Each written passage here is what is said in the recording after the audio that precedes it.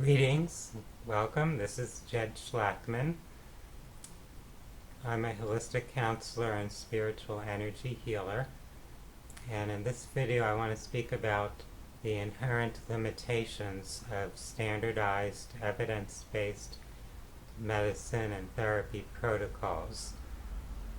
So we're going to look at that idea that's been promoted a lot in the field of medicine and healthcare about needing to have an evidence-based treatment for that treatment to be provided or covered by insurance and things like that.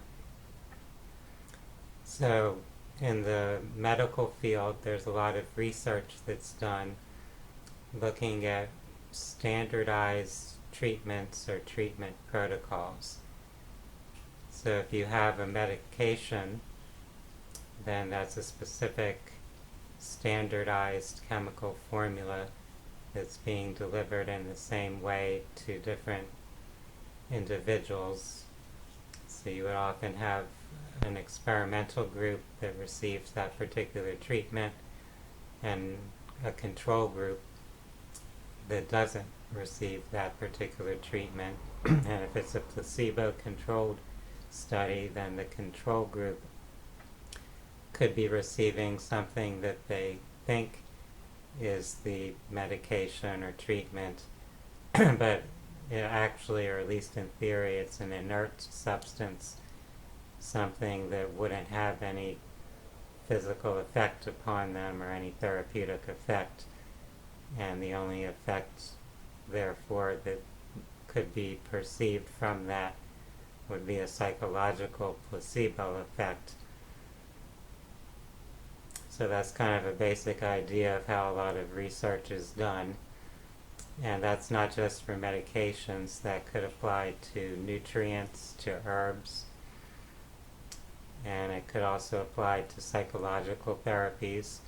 So there might be a particular psychotherapy protocol or theoretical modality or approach that's applied to people that have particular psychological issues or diagnoses, and then that is measured and evidence is gathered and from that paradigm you create evidence-based treatment approaches. So we're going to examine what are the limitations of that and how that idea about collecting evidence could actually interfere with recognizing what are some of the most powerful and effective forms of treatment or therapy. So we have to realize that in any therapeutic interaction or relationship, the recipient has to have some form of openness or receptivity to whatever treatment is being provided. So using the example of what I do as a hypnotherapist, in order for me to apply that therapy for a client and for them to benefit, they would need to be willing to be open to that experience, to follow along with that therapeutic guidance I'm giving them, the hypnotic induction and so on. If they're not open to it or willing to try it, I could be in a room with them and speaking and giving a hypnotic induction, and they'll be completely ignoring it, completely oblivious to it, and not allowing it to influence them. And so of course there's not going to be any therapeutic effect from that. So we can both consciously and subconsciously have an openness, a receptivity to some form of therapy or treatment, or we could have a resistance, either consciously or subconsciously or both. So this is a very key factor, a vital factor that would affect the outcome of any treatment or therapy that's applied. And in the context of a lot of research that's done, those consciousness factors are not really clearly looked at, not adequately considered. And since some forms of therapy are actually much more dependent upon that resonance or receptivity, dependent upon the consciousness factor or the energetic connection, scientific research will often ignore those therapy approaches since it's much harder to control or measure in terms of using and applying those therapies. So if it's a therapy that's not really something that can be standardized, that can be made uniform or homogeneous and given to a large group of people, then people in the research sciences will ignore that. They won't consider it, while they do focus on things that are more standardized, more homogenized. Yet the therapies that are more standardized and homogenized will actually have significant inherent limitations in their power of accomplishing a result.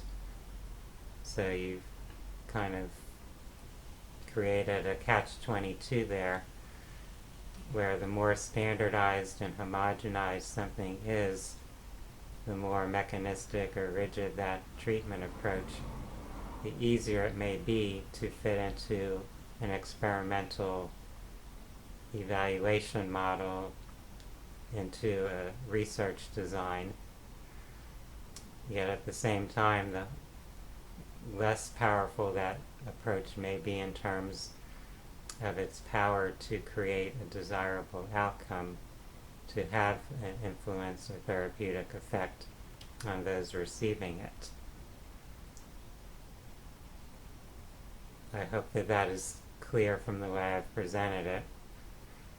So in terms of psychotherapy, even a few decades ago when I was in college and in graduate school studying counseling and psychotherapy, it was well known that the outcome or effectiveness of psychotherapy or counseling seemed to depend much more on the connection between the client or patient and the therapist than the actual theoretical orientation of that therapist, than the actual protocol or intervention that the therapist was applying.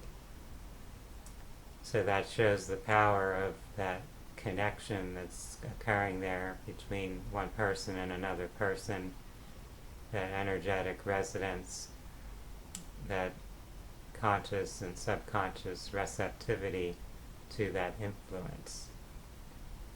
So those are really important healing factors, and creating some type of rigid, standardized protocol or intervention will tend to ignore, it will neglect those really important factors. And so just looking at evidence-based forms of treatment will actually inhibit your ability to consider what may be actually some of the most powerful and effective methods of therapy. This is especially true in regards to some of the more holistic and spiritual-oriented therapies, which look at each person as a unique individual who exists within different systems, different environments, and has a unique constellation of factors that may be affecting their particular state of health and wellness. And the therapies that are applied are often ones that involve directly connecting with the person's consciousness. So that may be psychotherapies, some form of coaching or counseling. It could be an energetic form of treatment where the person's energy system has to be open to allow these external energetic or vibrational remedies to function. Even a simple form of therapy like Reiki, where the practitioner is channeling energy through their hands, and that energy is connecting with and flowing into the energy field of the recipient, depends on the receptivity of that recipient. So if the person receiving the therapy or treatment is maintaining a rigid hold on their existing vibrational state, if they're not allowing themselves to relax or let go, to let that energetic input start to shift their own energy, then the treatment might not have that much effect. Since it is a very real field of energy present there, something that is tangible and measurable to some extent, it can have an effect even if the person's consciousness has some resistance to it. So this isn't a black and white matter, a complete receptivity or complete resistance. It's on a spectrum, and that's a spectrum that we can't simply or easily measure, but it has a great effect on how beneficial or not any particular treatment might be. If any of you are considering looking into different forms of therapy, whether it's conventional or alternative and holistic forms of medicine or psychotherapy also, you'll want to realize how important the rapport, the resonance, the energetic connection is, and also how difficult that could be to measure and to assess in research that tries to generate an evidence base for medical therapies and treatments.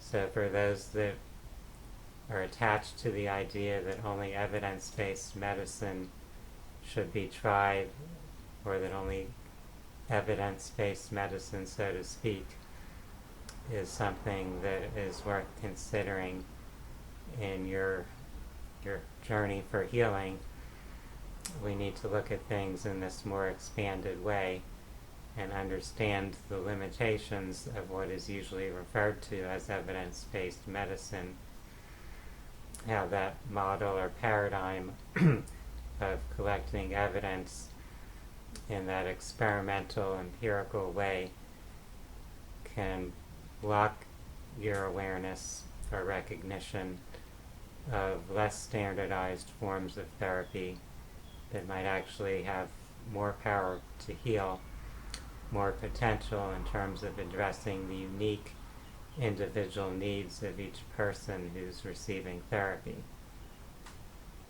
With any form of therapy or treatment, you will find that different practitioners who practice the same form of therapy or treatment will get different levels of results, different degrees of positive or negative outcomes. So you could have 10 different practitioners doing acupuncture, and a couple of them might seem to be getting much better results with their patients than the other practitioners applying the same type of therapy, at least in theory. This can happen with conventional medicine as well, and it can happen with any type of psychological counseling or treatment. So we want to recognize that there are these other factors besides a specific intervention or standardized protocol that are actually what figure into the effectiveness, to the actual result or outcome of a treatment.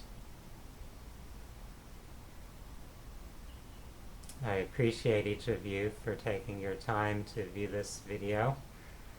And for those that are interested in holistic health and wellness and spirituality and personal growth, you are invited to view other videos I've done on these topics. And I also welcome you to visit my website, which is phinsights.com. That's phinsights.com. For now, I want to wish each of you a wonderful day. Namaste.